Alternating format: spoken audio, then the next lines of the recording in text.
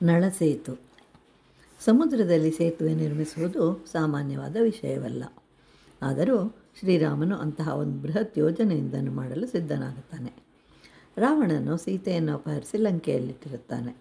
ಆದ್ದರಿಂದ ಅವಳನ್ನು ಹಿಂತಿರುಗಿ ಕರೆತರಲು ಶ್ರೀರಾಮನು ವಾನರ ಸೈನ್ಯದೊಂದಿಗೆ ಲಂಕೆಗೆ ಹೋಗಲು ಈ ಸೇತು ನಿರ್ಮಾಣವು ಅತ್ಯವಶ್ಯಕವಾಗಿತ್ತು. ಆದರೆ ಅವರ ಬಳಿ ಇದನ್ನು ನಿರ್ಮಿಸಲು ಯಾವ ವಸ್ತುಗಳೂ ಇರಲಿಲ್ಲ. ಬೈಂಡಿಂಗ್ ವೈರ್ ಇರಲಿಲ್ಲ, ಇಂಜಿನಿಯರ್ ಇರಲಿಲ್ಲ, ಪ್ಲ್ಯಾನ್ ಇರಲಿಲ್ಲ. ಆದರೆ ಕೇವಲ 7 ದಿನಗಳಲ್ಲಿ ವಾನರರೆಲ್ಲರೂ ಸೇರಿ ಈ ಸೇತುವೆಯನ್ನು ನಿರ್ಮಾಣ ಮಾಡ್ತಾರೆ. 100 ಯೋಜನ ಉದ್ದ ಹಾಗೂ 10 ಯೋಜನ ಅಗಲವಾದ ಸೇತುವೆ ನಿರ್ಮಾಣವಾಗುತ್ತೆ. ಅಂದರೆ ಈಗಿನ ಕಾಲದ ಲೆಕ್ಕಾಚಾರದ ಪ್ರಕಾರ ಸುಮಾರು 34 ಕಿಲೋಮೀಟರ್ನಷ್ಟು. ಅಂದರೆ ಇಲ್ಲಿ ಅದ್ಭುತ ರಸ ಗೋಚರಿಸುತ್ತೆ. ವೈವಸ್ವತ ಮನುವಿನ ಮಗ ಇಕ್ಷ್ವಾಕು.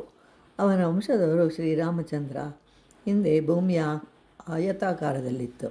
ಆದ್ದರಿಂದಲೇ ಚತುಸ್ಸಾಗರ ಪರ್ಯಂತ ಅಂತ ಹೇಳ್ತಾ ಇದ್ರು. ಈಗ ಸಪ್ತಸಾಗರಗಳು ಎನ್ನುತ್ತಾರೆ. ಸಗರನ ಪುತ್ರರು ಭೂಮಿಯನ್ನು ಅಗೆದಾಗ ಅದು ಖಂಡಗಳಾಯಿತು. ಆದ್ದರಿಂದಲೇ ಸಮುದ್ರವನ್ನು ಸಾಗರ ಎನ್ನುತ್ತಾರೆ.